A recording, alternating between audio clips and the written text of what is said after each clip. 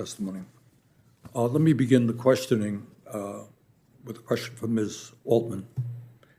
As you know, I've just introduced legislation to expand Social Security benefits by $200 a month and to fully fund Social Security for the next 75 years by demanding that Americans who make more than $250,000 a year pay their fair share of taxes.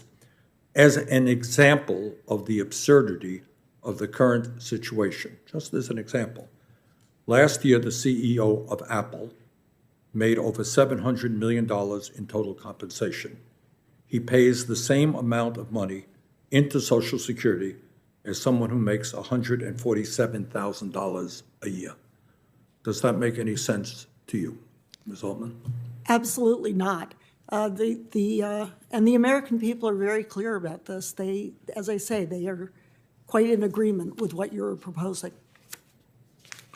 Mr. Roach, an important point that you made in your testimony is that Social Security benefits are not adequate today to ensure retirement with dignity for every American.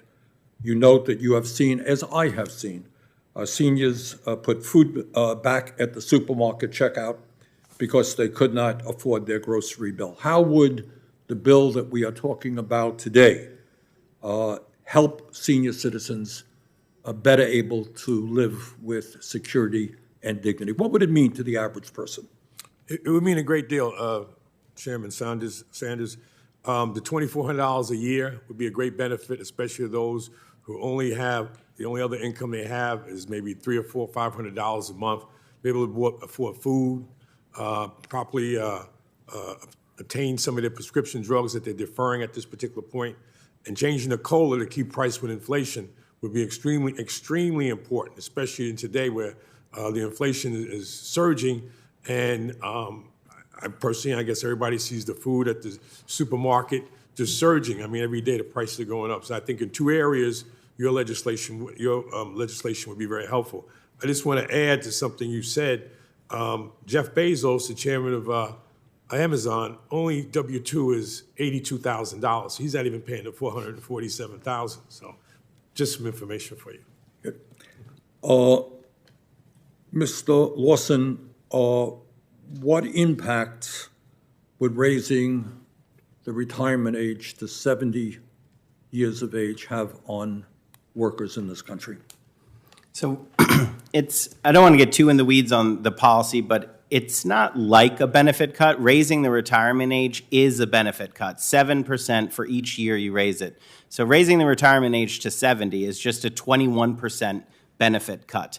But it also has the added terribleness that it's putting the pressure not on millionaires and billionaires who are doing fine in this country, but on working people, on people working on the line, teachers, people who are on their feet, back-breaking laborers saying, oh, well, you're going to have to now work until you die.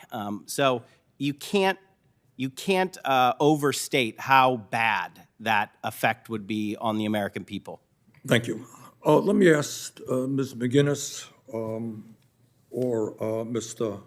Akabas a question, and that is, does it make sense to you that somebody who makes $700 million in a given year pays the same amount of money into Social Security as somebody who makes $147,000? Ms. McGinnis?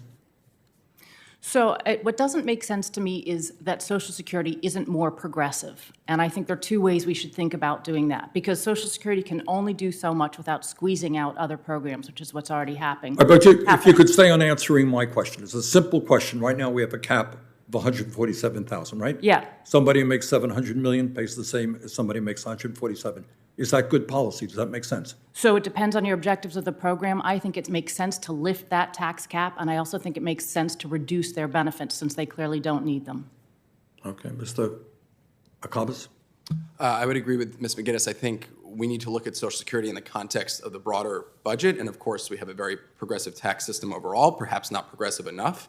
But I think that I agree that there need to be changes in terms of the revenues brought into the program, and some of that should come from those who can most afford it. Just out of curiosity, do you think it's progressive when billionaires in a given year do not pay a nickel in federal income tax? Is that progressive? No, I don't think that's progressive. Okay. All right. Senator Graham.